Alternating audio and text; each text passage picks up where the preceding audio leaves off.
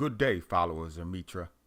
Before we begin, if you could just hit that subscribe button, it will be like hoarfrost on the mountain tops.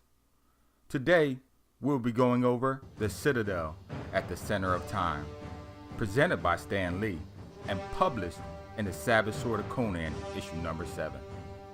As far as I know, this is not an original piece written by Robert E. Howard and adapted into comic book form, but it definitely feels like a Conan story, so I decided to make an animated version of it. Viewer, if you know contrary, please write it in the comments below, for I would love to read Howard's original version of it. For now, sit back and enjoy as I try my best to bring the story to life.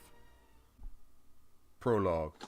Caravans exiting the Shemitic city of Akbitana venture forth into the desert under heavy caution and with abundance in arms, as the roads are treacherous and honeycombed with raiders.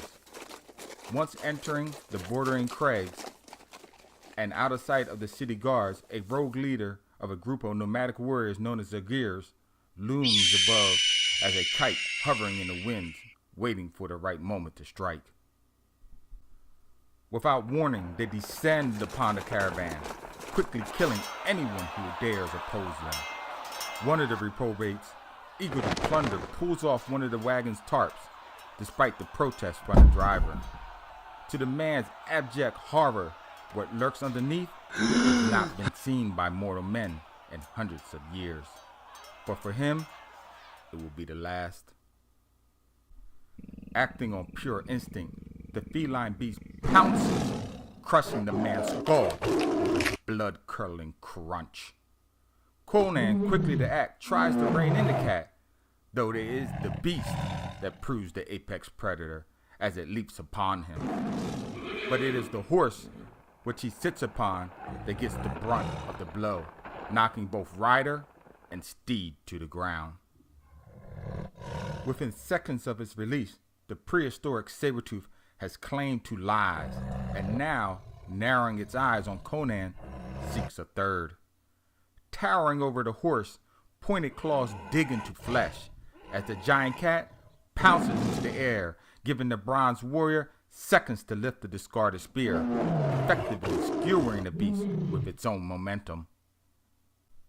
Not waiting for orders from their leader, the rogue band of raiders feather the cat with arrows in the distance, halting its death count.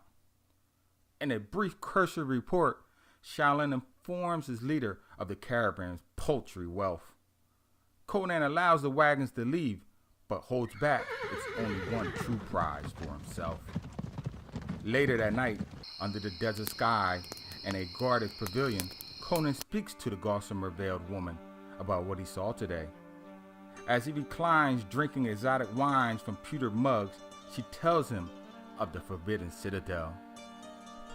A ziggurat with no known entrance one day just appeared in Akbitana.